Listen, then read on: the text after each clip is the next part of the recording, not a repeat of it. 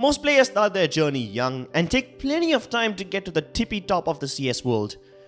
But Swag climbed that ladder super fast and was quickly regarded as the next superstar.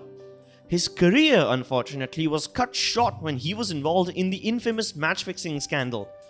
An abnormally long ban forced this man to give up on the game that he loved so much, and he has to now pin his hopes on a game which hasn't even been released yet.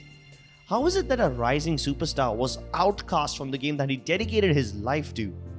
This is the story of Swag.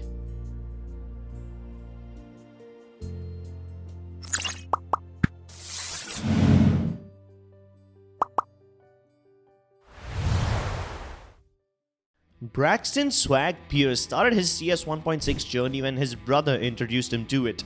But the way he worked hard to become good at it proved his dedication. He had a meteoric rise to the top. He made it to the Invite division of ESCA after only 2 seasons of ESCA Open and 2 seasons of ESCA Main. This proved how good he was at the FPS game. He was picked up by Full Gaming, a team consisting of veterans like Sean Gares and Semphis, and very soon they would qualify for the ESCA LAN finals. Swag made his debut LAN appearance at the young age of 15 in June 2011. He finished second in that tournament. But fast forward to February 2012, he was playing his second LAN in the next season of ESCA, and this time he emerged victorious. So, you see, he had already established a reputation for himself in the CS 1.6 era itself, and he was on the radar of all the pro teams. So when CSGO came along, he had no trouble getting eyeballs. He joined that one team that would be the highlight of his career, Complexity Gaming. Keep in mind that back in the early days of CSGO, in 2013-2014, NACS was considered to be a joke. Teams like Fnatic were dominating, the classic rivalry between Riot Games and NIP was still going on, and even Virtus Pro was a big threat. In a cutthroat competitive scenario like that, Complexity was able to take wins against some of the best teams in the world. Here we go. Not French. Pushes in, gets a Dex frag. Can he follow up? He's running out of health really fast, but he's done a lot of damage. Both players have no health. 1 health point on Fifth Larry, 11 on the next. Here we go. Swag gets the 3rd frag for him. It's up against Exist. Swag delivers. Can you believe? Complexity was doing really well, and everybody was praising Swag for his superstar performances. His mechanical skills and his raw aim was way too much for even the best players to handle.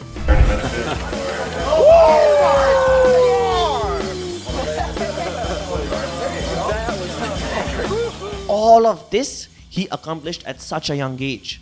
He carried over his top form to his next team, ibuypower, as well. This team was supposed to be the one that helped Swag establish himself as one of the strongest players on earth, but instead it ended his career. On August 20th, 2014, ibuypower was matched up against Netcode Guides during the CSGO Season 5. ibuypower was clearly the stronger team there, and even the odds on the betting sites reflected that. If you take into account the fact that Days from ibuypower co-own Netcode Guides, and Netcode Guides really needed that win to make it to the next stage of the tournament, then we see a clear motive to throw the match. They made so many silly mistakes in that game that it was pretty obvious they were throwing. They're looking a little weak from ibuypower along with the strats. I mean, they're just doing very basic things. They're trying to just fully attack these sites and not really using any smokes or pop flashes for the most part to their advantage, and it's very unlikely. Even though viewers who watched the match were convinced that it was a throw, nobody could really prove anything. But that changed the next day when Richard Lewis published an article on Daily Dot, leaking screenshots of a Steam conversation between Shazam and his friend. But the players dodged it all. They dodged the allegations and chalked that article up to Shazam being a drama queen and saying that it was based on speculation and not facts. You literally took someone who none of us have any affiliation with, took what they said and posted an article about it. Like, that doesn't really seem like grounds to post an article on. Like, it's like... A few months passed by, and just when they thought that the scandal was in the past, new evidence surfaced. Derek Debon, one of the people involved in the scandal, broke up with his girlfriend, and she leaked incriminating screenshots of text messages where he basically admitted to fixing the game. This new evidence caused Valve to trace the flow of skins into the accounts of the players and then hit them with the ban hammer. On 26 January 2015, Valve released a blog titled Integrity and Fair Play, which permanently banned all the players from taking part in all Valve-sponsored events. Surprisingly, Skadoodle was not banned because Valve was not able to trace any of those skins back to his account. I don't know, Mihai. As far as I'm aware, they didn't have the skins to give Scott initially, and when they finally got them, and this is after the news story broke, he's just like, nah.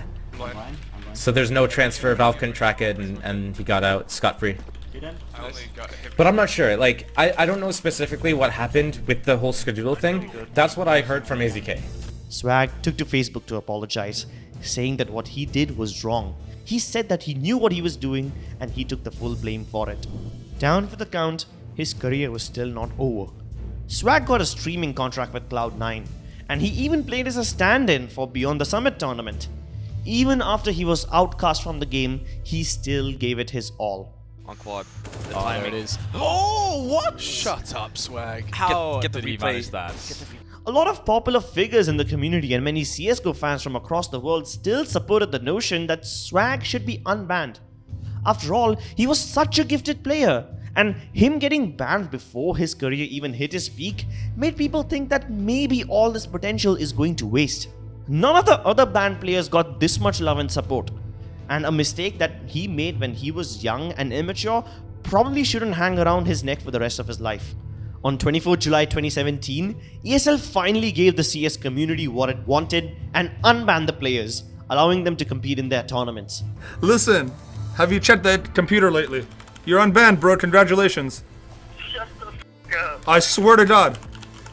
However, they were still banned from all the Valve-sponsored events because Valve wanted to set an example out of these players to make sure that these match-fixing scandals never happen again. Swag's career started to get some traction again, but because of all this, he would be stuck playing for smaller organizations for the rest of his life. Even though he has the skill set, no top-tier org would ever take him because he can't play majors. He was picked up by a team called Lazarus Esports, and while he was carrying them, teams like Swole Patrol also showed interest in hiring him. However, after staying in the lower rungs of CSGO, this superstar, who was destined for greatness, eventually gave up hope. After investing 8 years of his life and around 22,000 hours of playtime in between CS 1.6 and CSGO, Swag decided to take a step back from competitive CSGO, waiting for the release of Riot's FPS game called Project A. Project A hasn't been released yet, but from what we have heard about the game from people who had access to it, it does look really good.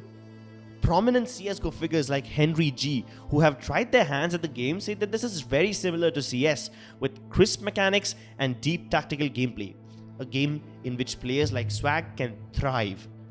Swag tried really hard to rise in CSGO, one of the best FPS games in the world, but he wasn't able to fulfill his dreams.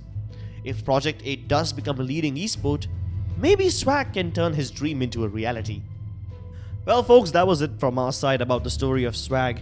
If you think he can make it back into the world, or if you think he doesn't deserve to make it back into the world, whatever you think, just let us know in the comments below. Like this video if you enjoyed it, and subscribe for more quality CSGO content, and maybe even Project A content in the future. Who knows? Thanks for watching, and we will see you next time.